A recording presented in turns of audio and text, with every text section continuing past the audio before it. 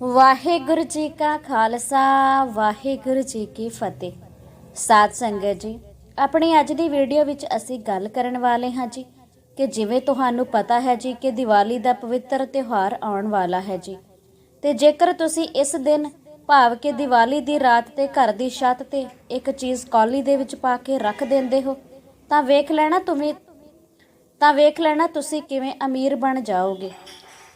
So video ਨੂੰ ਸ਼ੁਰੂ ਕਰਨ ਤੋਂ ਪਹਿਲਾਂ ਕਮੈਂਟ ਬਾਕਸ ਦੇ ਵਿੱਚ ਵਾਹਿਗੁਰੂ ਵਾਹਿਗੁਰੂ ਵਾਹਿਗੁਰੂ ਲਿਖ ਕੇ ਹਾਜ਼ਰੀ ਲਗਵਾਉਣਾ ਜੀ, ਤਾਂ ਕਿ ਪਰਮਾਤਮਾ ਜੀ ਦੀ ਕਿਰਪਾ ਹਮੇਸ਼ਾ ਦੇ ਲਈ ਤੁਹਾਡੇ ਘਰ ਪਰਿਵਾਰ ਤੇ ਬਣ ਜਾਵੇ।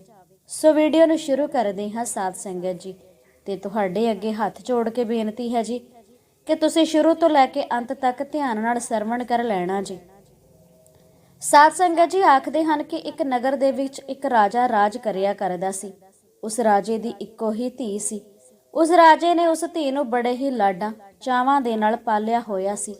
ਹੌਲੀ ਹੌਲੀ ਉਸ ਦੀ ਧੀ ਵੱਡੀ ਹੋ ਗਈ। ਰਾਜੇ ਨੇ ਸੋਚਿਆ ਕਿ ਹੁਣ ਧੀ ਦਾ ਵਿਆਹ ਕਰ ਦੇਣਾ ਚਾਹੀਦਾ ਹੈ। ਰਾਜੇ ਨੇ ਆਪਣੀ ਧੀ ਨੂੰ ਕਿਹਾ, ਧੀਏ, ਤੂੰ ਆਪਣਾ ਵਰ ਲੱਭਣ ਲਈ ਆਪ ਸੁਤੰਤਰ ਹੈ, ਭਾਵ ਤੂੰ ਆਪਣਾ ਵਰ ਆਪ ਲੱਭ ਸਕਦੀ ਹੈ। ਉਸ ਦੇ ਪਿਤਾ ਰਾਜੇ ਨੇ ਬੜੇ ਵੱਡੇ ਰਾਜੇ ਮਹਾਰਾਜਿਆਂ ਨੂੰ ਬੁਲਾਇਆ, ਪਰ ਉਸ ਦੀ ਧੀ ਨੂੰ ਉਹਨਾਂ ਦੇ ਵਿੱਚੋਂ ਕੋਈ ਵੀ ਵਰ ਪਸੰਦ ਨਾ ਆਇਆ।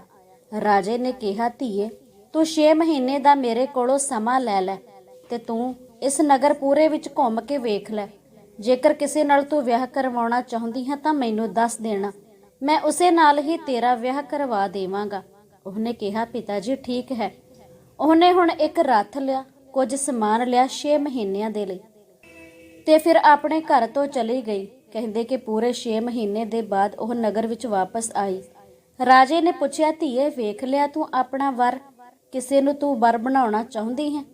ਉਸਨੇ ਕਿਹਾ, ਪਿਤਾ ਜੀ, ਮੈਂ ਜਿਸ ਨੂੰ ਵਰ ਬਣਾਉਣਾ ਚਾਹੁੰਦੀ ਹਾਂ ਉਹ ਜੰਗਲ ਦੇ ਵਿੱਚ ਰਹਿੰਦਾ ਹੈ, ਆਪਣੇ ਮਾਤਾ ਪਿਤਾ ਦੇ ਨਾਲ ਰਹਿ ਕੇ ਉਹਨਾਂ ਦੀ ਸੇਵਾ ਕਰਦਾ ਹੈ। ਮੈਂ ਬਸ ਉਸ ਨੂੰ ਹੀ ਆਪਣਾ ਵਰ ਬਣਾਉਣਾ ਚਾਹੁੰਦੀ ਹਾਂ। ਰਾਜੇ ਨੇ ਜਦੋਂ ਇਹ ਗੱਲ ਸੁਣੀ ਤਾਂ ਰਾਜੇ ਨੂੰ ਬਹੁਤ ਜ਼ਿਆਦਾ ਗੁੱਸਾ ਆਇਆ। ਰਾਜੇ ਨੇ ਕਿਹਾ, ਧੀਏ, ਤੂੰ ਤਾਂ ਮੇਰੀ ਧੀ ਸਿਰਫ ਰਾਜ ਭਾਗ ਵਿੱਚ ਜਾਏਂਗੀ, ਪਰ ਤੂੰ ਕਹਿੰਦੀ ਹੈ ਕਿ ਮੈਂ ਜੰਗਲਾਂ ਵਿੱਚ ਜਾਣਾ ਹੈ, ਮੈਂ ਉੱਥੇ ਤੇਰਾ ਵਿਆਹ ਨਹੀਂ ਕਰ ਸਕਦਾ। ਉਹਨੇ ਕਿਹਾ, ਪਿਤਾ ਜੀ, ਤੁਸੀਂ ਆਪ ਹੀ ਤਾਂ ਕਿਹਾ ਸੀ ਆਪਣਾ ਵਰ ਲੱਭਣ ਲਈ ਮੈਂ ਸੁਤੰਤਰ ਹਾਂ, ਤੇ ਹੁਣ ਮੇਰਾ ਰਾਜ ਭਾਗ ਲਈ ਤੁਹਾਡੇ ਕੋਲ ਆਈ ਹਾਂ। ਮੈਨੂੰ ਰਾਜ ਭਾਗ ਨਹੀਂ ਚਾਹੀਦਾ, ਮੈਂ ਤਾਂ ਉਹਦੇ ਨਾਲ ਹੀ ਆਪਣਾ ਸਿਰਫ ਵਿਆਹ ਕਰਵਾਉਣਾ ਚਾਹੁੰਦੀ ਹਾਂ। ਹੁਣ ਤੁਸੀਂ ਐਵੇਂ ਕਹਿੰਦੇ ਹੋ। ਰਾਜੇ ਨੇ ਕਿਹਾ, ਕੋਈ ਨਾ, ਚੱਲ ਥੋੜਾ ਸਮਾਂ ਲੈ, ਸੋਚ ਵਿਚਾਰ ਲੈ।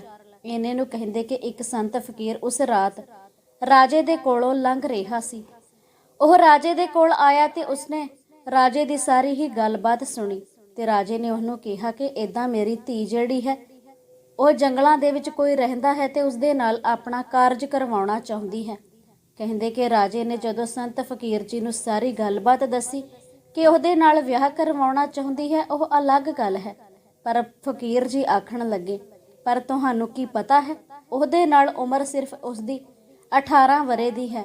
ਉਹ 18 ਵਰ੍ਹਿਆਂ ਦਾ ਜਦੋਂ ਹੋ ਜਾਵੇਗਾ ਤਾਂ ਮਰ ਜਾਵੇਗਾ ਤੇ ਉਸਦਾ ਜਿਹੜਾ ਪਿਤਾ ਰਾਜਾ ਹੈ, ਜਿਹੜਾ ਜੰਗਲਾਂ ਦੇ ਵਿੱਚ ਬੈਠਾ ਹੈ, ਉਹ ਤਾਂ ਆਪਣਾ ਰਾਜ ਭਾਗ ਹਾਰ ਕੇ ਬੈਠਾ ਹੋਇਆ ਹੈ। ਉਹ ਜੰਗਲਾਂ ਦੇ ਵਿੱਚ ਲੁਕ ਕੇ ਬੈਠਾ ਹੈ। ਉਹਦੇ ਪੁੱਤਰ ਨੂੰ ਪਰਮਾਤਮਾ ਵੱਲੋਂ ਸਿਰਫ 18 ਵਰ੍ਹੇ ਦੀ ਜ਼ਿੰਦਗੀ ਹੀ ਮਿਲੀ ਹੈ। 17 ਵਰ੍ਹੇ ਦੀ ਜ਼ਿੰਦਗੀ ਉਹ ਬਿਤਾ ਚੁੱਕਿਆ ਹੈ ਤੇ ਉਹਦੇ ਕੋਲ ਅੰਤਿਮ ਵਰ੍ਹਾ ਹੀ ਬਚਿਆ ਹੈ। ਤੁਸੀਂ ਤਾਂ ਆਪ ਜਾਣ ਬੁੱਝ ਕੇ ਆਪਣੀ ਧੀ ਨੂੰ ਖੂਹ ਵਿੱਚ ਧੱਕਾ ਦੇ ਰਹੇ ਹੋ। ਰਾਜੇ ਨੂੰ ਜਦੋਂ ਇਹ ਗੱਲ ਪਤਾ ਲੱਗੀ ਤਾਂ ਰਾਜੇ ਨੇ ਕਿਹਾ, ਹੁਣ ਤੇ ਮੈਂ ਕਿਸੇ ਵੀ ਹਾਲਾਤ ਦੇ ਵਿੱਚ ਸੁਰਤ ਦੇ ਵਿੱਚ ਆਪਣੀ ਧੀ ਦਾ ਵਿਆਹ ਉੱਥੇ ਨਹੀਂ ਕਰ ਸਕਦਾ। ਨਾਲੇ ਹੋਰ ਜ਼ਿਆਦਾ ਪਰੇਸ਼ਾਨ ਰਹਿਣ ਲੱਗਾ।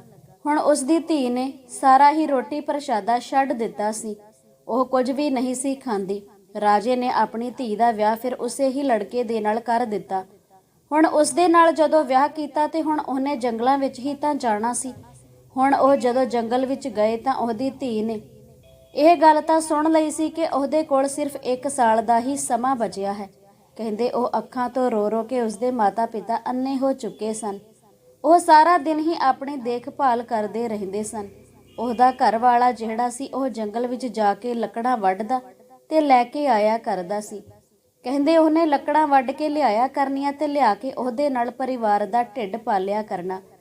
ਕਹਿੰਦੇ ਕਿ ਉਹਨੇ ਰੋਜ਼ ਜਦੋਂ ਰੋਟੀ ਪਕਾਇਆ ਕਰਨੀ ਤੇ ਇੱਕ ਰੋਟੀ ਉਹ ਜਿਹੜੀ ਰਾਜੇ ਦੀ ਕੁੜੀ ਸੀ ਉਸਨੇ ਵੱਧ ਪਕਾ ਲਿਆ ਕਰਨੀ। ਜਦੋਂ ਉਸਨੇ ਇੱਕ ਰੋਟੀ ਵੱਧ ਪਕਾ ਲਿਆ ਕਰਨੀ ਤੇ ਉਹ ਰੋਟੀ ਪਕਾ ਕੇ ਉਸਨੇ ਛੱਤ ਦੇ ਉੱਪਰ ਇੱਕ ਭਾਂਡੇ ਦੇ ਵਿੱਚ ਪਾ ਕੇ ਰੱਖ ਦਿਆ ਕਰਨੀ। ਉਹਨੇ ਰੋਟੀ ਪਕਾਉਣੀ ਹੁਣ ਉੱਥੇ ਰੁੱਖੀ ਸੁੱਖੀ ਜੋ ਵੀ ਸੀ ਉਸਨੇ ਜ਼ਰੂਰ ਛੱਤ ਤੇ ਰੱਖ ਆਇਆ ਕਰਨੀ। ਕਹਿੰਦੇ ਕਿ ਇਸ ਤਰ੍ਹਾਂ ਉਹ ਆਪਣੀ ਜ਼ਿੰਦਗੀ ਦਾ ਨਿਰਵਾਹ ਕਰਦੇ ਪਏ ਸਨ। ਹੁਣ ਹੌਲੀ ਹੌਲੀ ਸਮਾਂ ਲੰਘਦਾ ਗਿਆ। ਉਹਦਾ ਉਹ ਦਿਨ ਆ ਗਿਆ ਜਦੋਂ ਉਸਦੇ ਸਵਾਸ ਜਾਣੇ ਸਨ। ਕਹਿੰਦੇ ਹੁਣ ਉਸਨੂੰ ਪਤਾ ਸੀ ਕਿ ਮੇਰੇ ਪਤੀ ਦੇ ਅੱਜ ਸਵਾਸ ਚਲੇ ਜਾਣੇ ਹਨ। ਉਸਨੇ ਕਿਹਾ ਕਿ ਅੱਜ ਜਦੋਂ ਮੈਂ ਲੱਕੜਾਂ ਵੱਢ ਕੇ ਟਾਈਮ ਨਾਲ ਘਰ ਆ ਜਾਵਾਂਗਾ ਤਾਂ ਉਹਨੇ ਕਿਹਾ ਜੀ ਐਵੇਂ ਅੱਜ ਮੇਰਾ ਮਨ ਨਹੀਂ ਕਰ ਰਿਹਾ। ਤੇ ਉਸਦੀ ਘਰਵਾਲੀ ਨੇ ਕਿਹਾ ਕਿ ਮੈਂ ਤੁਹਾਡੇ ਨਾਲ ਚੱਲਾਂ। ਉਹਨੇ ਕਿਹਾ ਕਿ ਨਹੀਂ, ਮਾਤਾ ਪਿਤਾ ਦੀ ਦੇਖਭਾਲ ਕੌਣ ਕਰੇਗਾ। ਉਹਨੇ ਕਿਹਾ ਜੀ ਕੋਈ ਗੱਲ ਨਹੀਂ, ਮੈਂ ਜਲਦੀ ਵਾਪਸ ਆ ਜਾਵਾਂਗੀ, ਪਰ ਮੈਂ ਤੁਹਾਡੇ ਨਾਲ ਹੀ ਚੱਲਾਂਗੀ। ਤੇ ਉਸਨੇ ਕਿਹਾ ਕਿ ਚੱਲ ਕੋਈ ਨਾ। ਉਹ ਨਾਲ ਹੀ ਤੁਰ ਪਈ। ਹੁਣ ਦੁਪਹਿਰ ਤੇ ਜਦੋਂ ਸਮਾਂ ਹੋ ਗਿਆ ਉਹਨੇ ਕਿਹਾ ਕਿ ਐਵੇਂ ਲੱਗਦਾ ਜਿਵੇਂ ਮੇਰਾ ਸਰੀਰ ਬੜਾ ਥੱਕਿਆ ਹੋਇਆ ਹੈ। ਜਿਹੜਾ ਉਸ ਰਾਜਕੁਮਾਰੀ ਦਾ ਘਰ ਵਾਲਾ ਸੀ ਉਸਨੇ ਇਹ ਗੱਲ ਆਖੀ। ਉਹਨੇ ਕਿਹਾ, ਫਿਰ ਰਾਜਕੁਮਾਰੀ ਨੇ ਕਿਹਾ ਜੀ ਕੋਈ ਨਾ, ਜੇ ਸਰੀਰ ਥੱਕਿਆ ਹੈ ਤਾਂ ਤੁਸੀਂ ਕੁਝ ਸਮਾਂ ਆਰਾਮ ਕਰ ਲਓ। ਇੰਨੇ ਹੀ ਕਹਿਣ ਦੀ ਦੇਰ ਸੀ ਕਿ ਕਹਿੰਦੇ ਉਹਨੇ ਜਿਵੇਂ ਹੀ ਦਰਦ ਦੇ ਨਾਲ ਲੰਮੇ ਪਿਆ ਤੇ ਉਹਨੂੰ ਏਦਾਂ ਲੱਗਾ ਕਿ ਜਿਵੇਂ ਉਸਦੀਆਂ ਅੱਖਾਂ ਬੰਦ ਹੋ ਗਈਆਂ ਤੇ ਉਹਦੇ ਸਵਾਸ ਚਲੇ ਗਏ ਹੁਣ ਉਹ ਇੱਕੋ ਦਮ ਹੀ ਜਿਹੜੀ ਲੜਕੀ ਸੀ ਰੋਣ ਕੁਰਲਾਉਣ ਲੱਗੀ। ਇੰਨੇ ਨੂੰ ਧਰਮਰਾਜ ਆ ਗਿਆ। ਧਰਮਰਾਜ ਉਸਨੂੰ ਉੱਪਰ ਲੈ ਕੇ ਜਾਣ ਲਈ ਆਇਆ ਸੀ। ਕਹਿੰਦੇ ਕਿ ਉਹਨੇ ਧਰਮਰਾਜ ਨੇ ਉਸ ਲੜਕੇ ਨੂੰ ਮੋਢੇ ਤੇ ਪਾਇਆ ਤੇ ਤੁਰ ਪਿਆ। ਹੁਣ ਜਿਹੜੀ ਉਸਦੀ ਘਰਵਾਲੀ ਰਾਜਕੁਮਾਰੀ ਸੀ ਉਹ ਉਸ ਧਰਮਰਾਜ ਦੇ ਪਿੱਛੇ ਪਿੱਛੇ ਤੁਰੀ ਜਾ ਰਹੀ ਸੀ। ਕਾਫੀ ਸਮਾਂ ਅਗਾਂਹ ਜਾ ਕੇ ਧਰਮਰਾਜ ਨੂੰ ਪਤਾ ਲੱਗਿਆ ਕਿ ਮੇਰੇ ਪਿੱਛੇ ਕੋਈ ਤੁਰ ਕੇ ਆਉਂਦਾ ਪਿਆ ਹੈ। ਉਹਨੇ ਮੁੜ ਕੇ ਵੇਖਿਆ ਤਾਂ ਉਸਦੀ ਧਰਮ ਪਤਨੀ ਸੀ। ਕਹਿੰਦਾ ਕਿ ਧੀਏ, ਮੇਰੇ ਪਿੱਛੇ ਕਿਉਂ ਆਉਂਦੀ ਹੈ? ਕੀ ਤੈਨੂੰ ਮੇਰੇ ਕੋਲੋਂ ਡਰ ਨਹੀਂ ਲੱਗਿਆ? ਕਹਿੰਦੀ ਕਿ ਡਰ ਕਾਹਦਾ, ਜਿਉਣਾ ਤੇ ਮਰਨਾ ਉਸ ਅਕਾਲ ਪੁਰਖ ਦੇ ਹੱਥ ਵਿੱਚ ਹੈ। ਫਿਰ ਜਦੋਂ ਮਰਨਾ ਹੀ ਹੈ ਤਾਂ ਤੁਹਾਡੇ ਪਿੱਛੇ ਜਾ ਕੇ ਸਵਾਸ ਚਲੇ ਜਾਣਗੇ ਤਾਂ ਫਿਰ ਕਿਹੜੀ ਗੱਲ ਹੈ? ਤੇ ਮੇਰੇ ਪਤੀ ਦੇ ਤਾਂ ਸਵਾਸ ਚਲੇ ਗਏ ਹਨ। ਮੈਂ ਤਾਂ ਉਂਝ ਵੀ ਮੋਈ ਪਈ ਹਾਂ, ਜਿਸ ਕਰਕੇ ਮੈਨੂੰ ਕਿਸੇ ਚੀਜ਼ ਦਾ ਡਰ ਨਹੀਂ ਲੱਗਦਾ। ਹੁਣ ਉਹ ਇੰਨੀ ਨਿਸ਼ਠਾ ਵੇਖ ਕੇ ਆਪਣੇ ਪਤੀ ਦੇ ਪਿੱਛੇ ਆਪਣੇ ਪ੍ਰਾਣ ਵੀ ਦੇ ਰਹੀ ਸੀ। ਉਹ ਇੰਨਾ ਪਿਆਰ ਵੇਖ ਕੇ ਜਿਹੜਾ ਧਰਮਰਾਜ ਸੀ ਕਹਿੰਦਾ ਕਿ ਮੈਂ ਤੈਨੂੰ ਇੱਕ ਵਰ ਦੇ ਸਕਦਾ ਹਾਂ, ਪਰ ਇਸ ਵਰ ਦੇ ਬਦਲੇ ਮੈਂ ਤੈਨੂੰ ਤੇਰੇ ਪਤੀ ਦੇ ਸਵਾਸ ਨਹੀਂ ਬਖਸ਼ ਸਕਦਾ। ਉਸਨੇ ਕਿਹਾ ਕਿ ਤੂੰ ਇੱਕ ਵਰ ਮੰਗ ਸਕਦੀ ਹੈ। ਉਸਨੇ ਕਿਹਾ ਕਿ ਮੇਰੇ ਜਿਹੜੇ ਸੱਸ ਸਹੁਰਾ ਹਨ ਅੱਖਾਂ ਤੋਂ ਅੰਨੇ ਹਨ, ਉਹਨਾਂ ਨੂੰ ਦਿਖਣ ਲੱਗ ਜਾਵੇ। ਉਹਨੇ ਕਿਹਾ ਕਿ ਠੀਕ ਹੈ। ਇੰਨਾ ਕਹਿ ਕੇ ਧਰਮਰਾਜ ਅੱਗੇ ਅੱਗੇ ਤੁਰਨ ਲੱਗੇ। ਕਹਿੰਦੇ ਜਦੋਂ ਧਰਮਰਾਜ ਅੱਗੇ ਅੱਗੇ ਤੁਰੀ ਜਾ ਰਿਹਾ ਸੀ ਤਾਂ ਕੁਝ ਸਮੇਂ ਬਾਅਦ ਉਹ ਲੜਕੀ ਫਿਰ ਪਿੱਛੇ ਤੁਰ ਪਈ। ਹੁਣ ਕਾਫੀ ਸਮਾਂ ਅੱਗੇ ਆ ਗਈ। ਧਰਮਰਾਜ ਨੇ ਫਿਰ ਜਦੋਂ ਮੁੜ ਕੇ ਵੇਖਿਆ ਤੇ ਕੋਈ ਪਿੱਛੇ ਤੁਰਦਾ ਪਿਆ ਹੈ। ਉਹਨੇ ਕਿਹਾ ਕਿ ਤੈਨੂੰ ਡਰ ਨਹੀਂ ਲੱਗਦਾ? ਬਾਹਰੋਂ ਬੜਾ ਅਹਿਸਾਸ ਨਹੀਂ ਸੀ। ਜਦੋਂ ਉਹ ਇੱਕ ਵਾਰ ਉਸ ਰਾਹ ਤੇ ਤੁਰ ਪਈ ਫਿਰ ਉਸਨੂੰ ਕੁਝ ਵੀ ਵਾਪਸ ਨਹੀਂ ਸੀ ਆਉਣਾ ਚਾਹੁੰਦੀ। ਉਸਨੇ ਕਿਹਾ ਜੀ ਵਾਪਸ ਕੀ ਆਉਣਾ, ਖਾਲੀ ਤਾਂ ਮੈਂ ਅੱਗੇ ਹੀ ਹੋ ਗਈ ਹਾਂ। ਆਪਣੇ ਜਦੋਂ ਪਿਆਰੇ ਤੁਰ ਜਾਂਦੇ ਹਨ ਉਂਝ ਹੀ ਆਪਾਂ ਖਾਲੀ ਹੋ ਜਾਂਦੇ ਹਾਂ ਸਾਧ ਸੰਗਤ ਜੀ। ਉਹਨਾਂ ਕੋਲ ਵੰਡਣ ਦੇ ਲਈ ਫਿਰ ਕੋਈ ਹੋਰ ਸ਼ੈ ਹੀ ਨਹੀਂ ਹੁੰਦੀ। ਤੇ ਉਸਨੇ ਕਿਹਾ ਕਿ ਮੈਂ ਤਾਂ ਉਂਝ ਹੀ ਖਾਲੀ ਹੋ ਚੁੱਕੀ ਹਾਂ। ਜਦੋਂ ਇਹਨੇ ਇਹ ਗੱਲ ਸੁਣੀ ਤਾਂ ਇਹਨੇ ਨੂੰ ਮੋਏ ਜਿਹੜਾ ਆਪਣਾ ਧਨ ਸਾਰੇ ਸੰਪत्ति ਆਪਣੇ ਪਤੀ ਨੂੰ ਸਮਝਦੇ ਹਨ, ਉਹਨੇ ਕਿਹਾ ਵੇਖ, ਮੈਂ ਤੈਨੂੰ ਇੱਕ ਹੋਰ ਵਰ ਦੇ ਸਕਦਾ ਹਾਂ। ਧਰਮਰਾਜ ਨੇ ਉਸ ਰਾਜਕੁਮਾਰੀ ਨੂੰ ਕਿਹਾ, ਪਰ ਉਸਦੇ ਬਦਲੇ ਮੈਂ ਤੈਨੂੰ ਤੇਰੇ ਪਤੀ ਦੇ ਸਵਾਸ ਨਹੀਂ ਬਖਸ਼ ਸਕਦਾ। ਤੂੰ ਮੰਗ, ਹੋਰ ਕੀ ਮੰਗਣਾ ਚਾਹੁੰਦੀ ਹੈ? ਉਹ ਉਸ ਵਾਰ ਉਸਦੇ ਬਦਲੇ ਉਸਨੇ ਕਿਹਾ ਕਿ ਮੈਨੂੰ ਹੋਰ ਕੁਝ ਨਹੀਂ ਚਾਹੀਦਾ, ਕਿ ਮੇਰੇ ਜਿਹੜੇ ਸੱਸ ਸਹੁਰੇ ਦਾ ਰਾਜ ਭਾਗ ਖੁੱਸ ਗਿਆ ਹੈ ਉਸ ਰਾਜ ਭਾਗ ਨੂੰ ਤੁਸੀਂ ਵਾਪਸ ਦੇ ਦਿਓ। ਉਸਨੇ ਕਿਹਾ ਠੀਕ ਹੈ, ਕੱਲ ਦੀ ਸਵੇਰ ਚੜ੍ਹਨ ਤੋਂ ਪਹਿਲਾਂ ਉਹ ਤਖਤੋ ਤਾਜ ਤੇਰੇ ਸੱਸ ਸਹੁਰੇ ਦੇ ਕੋਲ ਹੋਵੇਗਾ। ਇੰਨਾ ਕਹਿ ਕੇ ਉਸਨੇ ਉਵੇਂ ਹੀ ਮੋਢੇ ਤੇ ਉਹਨਾਂ ਨੂੰ ਰੱਖ ਲਿਆ ਤੇ ਚਲਿਆ ਗਿਆ। ਹੁਣ ਤੁਰਦੇ ਤੁਰਦੇ ਕਹਿੰਦੇ ਕਿ ਉਹ ਅੱਗੇ ਤੁਰਿਆ ਜਾਂਦਾ ਹੈ।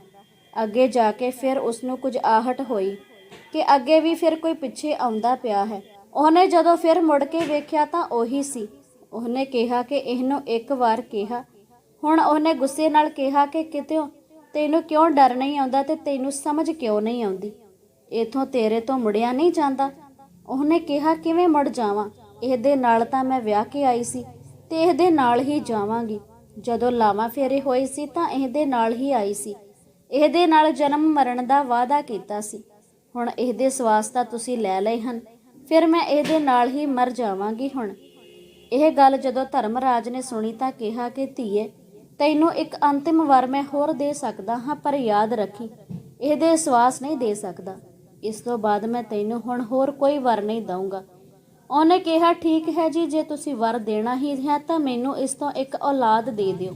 ਹੁਣ ਧਰਮਰਾਜ ਨੇ ਕਿਹਾ ਕਿ ਮੈਂ ਤੈਨੂੰ ਹੋਰ ਕੋਈ ਵੀ ਵਰ ਨਹੀਂ ਦੇਵਾਂਗਾ, ਪਰ ਤੈਨੂੰ ਔਲਾਦ ਦੀ ਪ੍ਰਾਪਤੀ ਇਸ ਤੋਂ ਹੋ ਜਾਵੇਗੀ। ਕਹਿੰਦੇ ਕਿ ਇੰਨਾ ਕਹਿ ਕੇ ਧਰਮਰਾਜ ਨੇ ਉਹਨੂੰ ਫਿਰ ਮੋਢਿਆਂ ਤੇ ਚੁੱਕਿਆ ਤੇ ਅੱਗੇ ਤੁਰ ਪਿਆ। ਅੱਗੇ ਜਾ ਕੇ ਧਰਮਰਾਜ ਨੂੰ ਬੜਾ ਗੁੱਸਾ ਆਇਆ। ਉਸਨੇ ਕਿਹਾ ਤੈਨੂੰ ਸਮਝ ਨਹੀਂ ਆਉਂਦੀ, ਤੂੰ ਫਿਰ ਪਿੱਛੇ ਆ ਗਈ ਹੈ। ਉਹਨੇ ਕਿਹਾ ਤੁਸੀਂ ਆਪ ਹੀ ਤਾਂ ਕਿਹਾ ਸੀ ਕਿ ਜਿਸ ਨੂੰ ਤੁਸੀਂ ਲੈ ਕੇ ਜਾ ਰਹੇ ਹੋ ਇਸ ਤੋਂ ਮੈਨੂੰ ਔਲਾਦ ਦੀ ਪ੍ਰਾਪਤੀ ਹੋਵੇਗੀ। ਫਿਰ ਇਸ ਨੂੰ ਲੈ ਕੇ ਜਾ ਰਹੇ ਹੋ ਤੇ ਮੈਂ ਇੱਥੇ ਕੀ ਕਰਨਾ। ਉਹ ਆਪਣੇ ਹੀ ਦਿੱਤੇ ਹੋਏ ਵਰ ਦੇ ਵਿੱਚ ਧਰਮਰਾਜ ਆਪ ਹੀ ਉਲਝ ਚੁੱਕਿਆ ਸੀ। ਉਹਨੇ ਕਿਹਾ ਕਿ ਮੈਂ ਬੜੇ ਜਾਣੇ ਵੇਖੇ ਹਨ ਜੋ ਕਹਿੰਦੇ ਹਨ ਕਿ ਅਸੀਂ ਇੱਕ ਦੂਜੇ ਦਾ ਬੜਾ ਮੋਹ ਕਰਦੇ ਹਾਂ, ਇੱਕ ਦੂਜੇ ਨਾਲ ਪਿਆਰ ਕਰਦੇ ਹਾਂ, ਸਤਿਕਾਰ ਕਰਦੇ ਹਾਂ, ਪਰ ਸਮਾਂ ਆਉਣ ਤੇ ਸਾਰੇ ਪਿੱਛੇ ਹਟ ਜਾਂਦੇ ਹਨ। ਕੁਝ ਸਮਾਂ ਲੰਘਿਆ ਤੇ ਉਸਦੇ ਪਤੀ ਨੂੰ ਧਰਮਰਾਜ ਉੱਥੇ ਹੀ ਲਟਾ ਕੇ ਚਲਿਆ ਗਿਆ। ਕਹਿੰਦੇ ਕਿ ਕੁਝ ਸਮੇਂ ਦੇ ਬਾਅਦ ਉਹਦੇ ਪਤੀ ਦੇ ਸਵਾਸ ਵਾਪਸ ਆ ਗਏ। ਕਹਿੰਦੇ ਕਿ ਧਰਮਰਾਜ ਨੇ ਉਹਨੂੰ ਜਾਂਦੇ ਹੋਏ ਕਿਹਾ ਕਿ ਤੇਰੇ ਖਾਤੇ ਵਿੱਚ ਇੰਨੇ ਜ਼ਿਆਦਾ ਪੁੰਨ ਇਕੱਠੇ ਹੋਏ ਸਨ, ਉਹਨਾਂ ਸਦਕਾ ਹੀ ਤੇਰਾ ਪਤੀ ਮੈਂ ਤੈਨੂੰ ਵਾਪਸ ਦੇ ਕੇ ਚੱਲਿਆ ਹਾਂ। ਉਸ ਰਾਜਕੁਮਾਰੀ ਨੇ ਕਿਹਾ ਮੇਰੇ ਖਾਤੇ ਵਿੱਚ ਪੁੰਨ ਕਿੱਥੋਂ ਆ ਗਏ ਹਨ। ਉਸ ਧਰਮਰਾਜ ਨੇ ਕਿਹਾ ਕਿ ਤੂੰ ਰੋਜ਼ ਹੀ ਇੱਕ ਰੋਟੀ ਜਿਹੜੀ ਛੱਤ ਦੇ ਉੱਪਰ ਇੱਕ ਭਾਂਡੇ ਵਿੱਚ ਪਾ ਕੇ ਸੁੱਟਦੀ ਸੀ, ਉਹਨੂੰ ਬੜੇ ਹੀ ਸਾਰੇ ਕਾਂ, ਪਰਿੰਦੇ, ਚਿੜੀਆਂ ਉਹਦੇ ਨਾਲ ਆਪਣਾ ਢਿੱਡ ਭਰ ਲੈਂਦੀਆਂ ਸੀ। ਉਹਨਾਂ ਦੀ ਅਸੀਸ ਨੇ ਹੀ ਇੰਨੇ ਜ਼ਿਆਦਾ ਪੁੰਨ ਇਕੱਠੇ ਤੇਰੇ ਹੋ ਗਏ ਹਨ। ਉਹਦੇ ਬਦਲੇ ਤੈਨੂੰ ਇਹ ਸਭ ਕੁਝ ਦੇ ਕੇ ਜਾ ਰਿਹਾ ਹਾਂ। ਕਹਿੰਦੇ ਕਿ ਇੰਨਾ ਕਹਿ ਕੇ ਧਰਮਰਾਜ ਚਲੇ ਗਏ।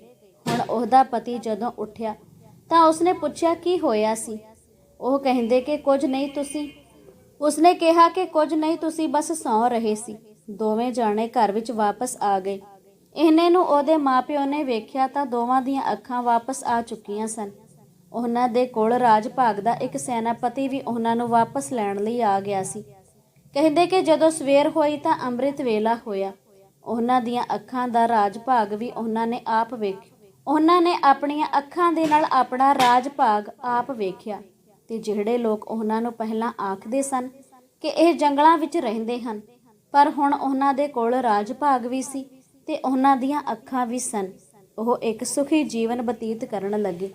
ਸਿਰਫ ਤੇ ਸਿਰਫ ਉਹਨਾਂ ਦੀ ਨੂੰਹ ਵੱਲੋਂ ਕੀਤੇ ਹੋਏ ਦਾਨ ਪੁੰਨ ਹੀ ਉਹਨਾਂ ਦੇ ਨਾਲ ਹੀ ਕੀਤਾ ਹੋਇਆ ਆਦਰ ਸਤਿਕਾਰ ਯੋਗ ਸੀ। ਉਹ ਸੱਚੇ ਮਨੋਂ ਤਨੋਂ ਇਹ ਜਿਹੜਾ ਪੁੰਨ ਦਾਨ ਕਰਦੀ ਸੀ, ਜਿਸ ਦੇ ਕਰਕੇ ਜ਼ਿੰਦਗੀ ਵਿੱਚ ਹੁਣ ਉਹਨਾਂ ਸਾਰੇ ਹੀ ਪਰਿਵਾਰ ਦੇ ਸਿਰਫ ਸੁੱਖ ਹੀ ਸੁੱਖ ਸਨ। ਕਹਿੰਦੇ ਕਿ ਜਦੋਂ ਤੁਹਾਨੂੰ ਪਰਮਾਤਮਾ ਇੰਨਾ ਕੁ ਬਖਸ਼ ਦਿੰਦਾ ਹੈ, ਤੁਸੀਂ ਦਾਨ ਪੁੰਨ ਕਰਨ ਦੇ ਯੋਗ ਹੋ ਜਾਂਦੇ ਹੋ, ਤਾਂ ਜ਼ਰੂਰ ਦਾਨ ਪੁੰਨ ਕਰਿਆ ਕਰੋ। ਪਤਾ ਨਹੀਂ ਕਿਹੜੇ ਮੌਕੇ ਤੇ, ਕਿਹੜੇ ਰਾਹ ਤੇ ਤੁਹਾਡਾ ਕੀਤਾ ਹੋਇਆ ਦਾਨ ਪੁੰਨ ਤੁਹਾਡੇ ਅੱਗੇ ਆ ਕੇ ਤੁਹਾਨੂੰ ਖੁਸ਼ੀਆਂ ਜੀਵਨ ਵਿੱਚ ਇੰਨੀਆਂ ਕੁ ਪ੍ਰਦਾਨ ਕਰ ਦੇਵੇ ਕਿ ਤੁਸੀਂ ਖੁਦ ਮਹਿਸੂਸ ਕਰੋ ਕਿ ਤੁਸੀਂ ਕਿਹੜਾ ਦਾਨ ਪੁੰਨ ਕੀਤਾ ਹੋਇਆ ਸੀ। ਜ਼ਿੰਦਗੀ ਦੀਆਂ ਤੁਹਾਨੂੰ ਸਾਰੀਆਂ ਪਰੇਸ਼ਾਨੀਆਂ ਤੋਂ ਛੁਟਕਾਰਾ ਮਿਲ ਜਾਵੇਗਾ। ਔਲਾਦ ਦਾ ਸੁੱਖ ਪ੍ਰਾਪਤ ਹੋ ਜਾਵੇਗਾ। ਜੇਕਰ ਤੁਸੀਂ ਆਪਣੀ ਔਲਾਦ ਨੂੰ ਕਾਮਯਾਬ ਵੀ ਬਣਾਉਣਾ ਚਾਹੁੰਦੇ ਹੋ ਤਾਂ ਉਹਨਾਂ ਦੇ ਨਾਮ ਦਾ ਵੀ ਦਾਨ ਪੁੰਨ ਕਰ ਲਿਆ ਕਰੋ। ਫਿਰ ਵੇਖਦੇ ਹੀ ਵੇਖਦੇ ਪਰਮਾਤਮਾ ਤੁਹਾਡੇ ਘਰ ਵਿੱਚ ਰੰਗ ਭਾਗ ਲਾ ਦੇਣਗੇ ਤੇ ਇਹ ਛੋਟਾ ਜਿਹਾ ਕੀਤਾ ਹੋਇਆ ਦਾਨ ਪੁੰਨ ਤੁਹਾਨੂੰ ਬਹੁਤ ਹੀ ਖੁਸ਼ੀਆਂ ਤੁਹਾਡੇ ਲਈ ਲੈ ਕੇ ਆਵੇਗਾ। ਜਦੋਂ ਵੀ ਤੁਸੀਂ ਪ੍ਰਸ਼ਾਦਾ ਬਣਾਉਂਦੇ ਹੋ ਤਾਂ ਇੱਕ ਪ੍ਰਸ਼ਾਦਾ ਵੱਧ ਬਣਾਇਆ ਕਰੋ। ਚਾਹੇ ਤੁਸੀਂ ਘਰ ਦੀ ਛੱਤ ਦੇ ਉੱਪਰ ਹੀ ਰੱਖ ਦਿਆ ਕਰੋ ਤੇ ਚਾਹੇ ਤੁਸੀਂ ਜੇਕਰ ਤੁਹਾਡੇ ਘਰ ਵਿੱਚ ਕੋਈ ਕੁੱਤਾ, ਕੋਈ ਵੀ ਜਾਨਵਰ ਆਉਂਦਾ ਹੈ ਜਾਂ ਕੋਈ ਗਾਂ ਆਉਂਦੀ ਹੈ ਤਾਂ ਉਸ ਨੂੰ ਛਕਾ ਦਿਆ ਕਰੋ, ਜਿਸ ਦੇ ਨਾਲ ਤੁਹਾਨੂੰ ਉਹ ਅਸੀਸਾਂ ਦੇਣਗੇ ਤੇ ਤੁਹਾਡੇ ਖਾਤੇ ਦੇ ਵਿੱਚ ਪੁੰਨ ਇਕੱਠੇ ਹੋ ਜਾਣਗੇ। ਵਾਹਿਗੁਰੂ ਜੀ ਕਾ ਖਾਲਸਾ, ਵਾਹਿਗੁਰੂ ਜੀ ਕੀ ਫਤਿਹ।